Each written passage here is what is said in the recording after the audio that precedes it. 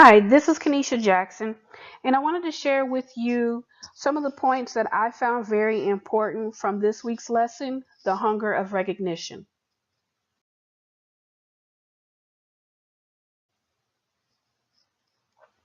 The first point that I wanted to mention came from our text, Robert Fuller's book. It says, "Those who suffered abuse because of their rank become abusers themselves."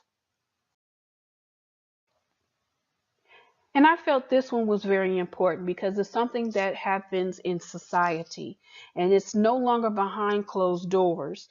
It's not something that happens between partners or spouses. It's not something as far as like if a parent were to be verbally or physically abusive to a child. It also happens in the workplace as well, where you have the high ranking individual or a person in leadership who may be very harsh or verbally abusive to the lower ranking or their direct report.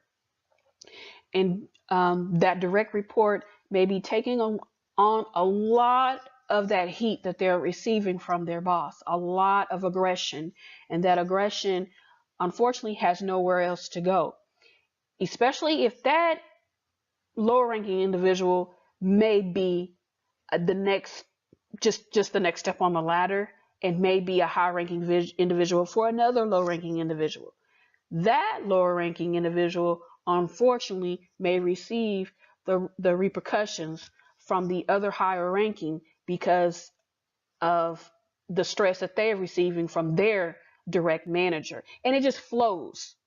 It's just going down. It's like a step ladder that it just continues to flow. Not even does it maybe a step ladder, but it has a domino effect because it's a complete cycle.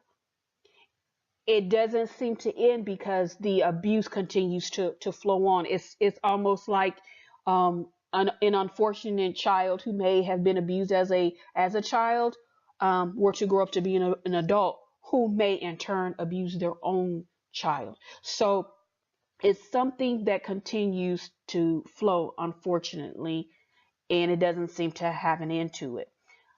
I'm also taking sociology this semester, and this is actually called kicking the dog in sociology.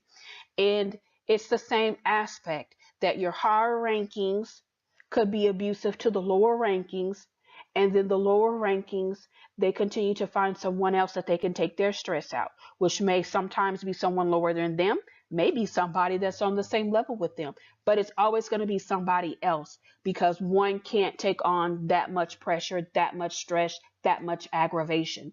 And so all it does, it just takes a point to where um, those senior management must see that there is an issue that needs to be addressed, that that aggression is out there, that they can see that it's there and they take the steps to end it so that it's a process that does not have to continue on, and it does not have to flow down the line to the next person. The next point I thought was very important to point out was from the Forbes article reading from O.C. Tanner. And it was personalizing appreciation to the extent of sending handwritten notes, calling out and appreciating a worker in the middle of a team meeting or informal setting, among other sets, are a great example for other workers and extends a personal pat on the back to the appreciated employee. It goes a long way in encouraging an employee to give 100% every time.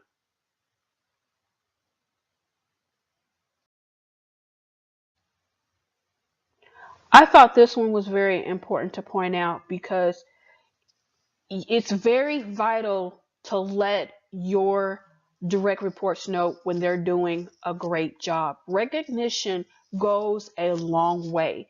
And when someone is being recognized, you can always expect them to give 110% in each and everything that they do. And not only do they look for it on a personal level, but they also do look for it um, among other peers because it it lets others know that you are contributing to the company, and you're doing a great job, and somebody's noticing it. And it's also for the other peer side as well, that it's twofold. They not only see that, okay, when I do a good job, my manager will let me know, and they're great about recognizing when you do a great job. So that's one great thing about it. And then the second part is that, if if they see someone gaining recognition, they may want to know, hey, what are you doing? How do you do it? How do you um, get these great reviews? And give me your aspect of it. What do you do that contributes so well to the company? I just want to know what your secret is. That gives them the ability to learn how to, how to grow within the company if that's what they desire to do. It gives them the ability to um, do greater things where they are, so there's great aspects of it. And that's why I think that that is very important. I'm also working for a company that does not hesitate to let their direct reports know when they've done a great job. They've actually have a program established that if anyone, whether you're collaborating outside of the team, working with other business partners, or even within the team, they have a program together that you can give them formal recognition. Sometimes those recognitions come in the form of points that you can develop. That later on, if you get enough points or incentives, that you could trade them in for something, some electronics, gift cards, or things like that. Or it could be that they made big enough, depending on how higher the level that your recognition comes from. It could be in the sum of money. So people really look forward to that. And I know for with myself, I think I received like 6 of those last year, gift cards and money.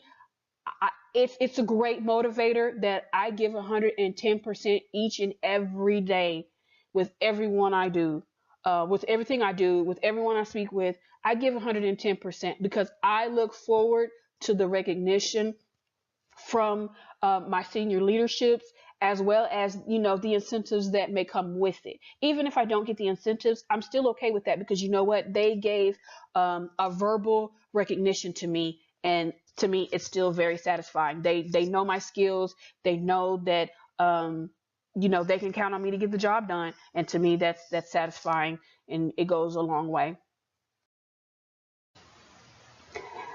And the last point that I thought was profound came from Arnold Blitz, from the TED Talk video. And he mentioned the more you have told that person, the more that person becomes an expert in the field of who you are.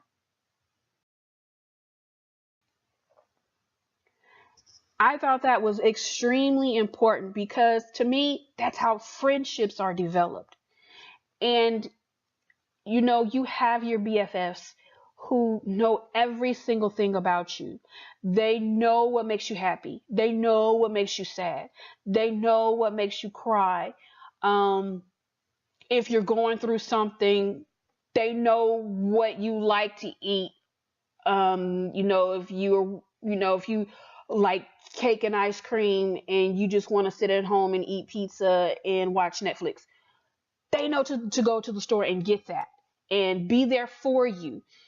That opens the door that you learn more about them and how they tick and how they work. And I think that's very vital in regards to in the workplace as well. When you have your high ranking individuals, I think it's important that they know more about their direct report, or anyone in lower ranking, especially if it's a direct report situation. I think it's important, because you know more about them. The more that you know, the more that they feel that you care. So if they're going through something personal, something at home, and you recognize it, that that's not how that individual really is, that it's that whatever they're stressing about or wherever it's going, whatever they're going through is resonating on the outside, that they can't perform at work, they're down, um, or or confrontational, you know that that's not right about them. And and it's not something that can hurt them in the long run, that they may lose their job, but it's something that you can approach them with and ask them what's going on. Is there anything that I can do? That's how relationships are built. And to me, that's how you keep your employees happy, because you know exactly what to do, or what to say, um, that will, that will bring calm, that will bring the stress level down, that will bring relief.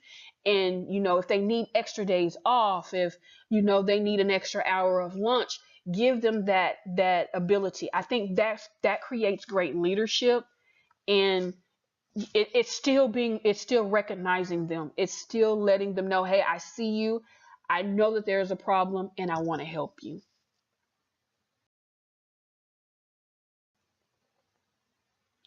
And those are my cited works for this week's lessons.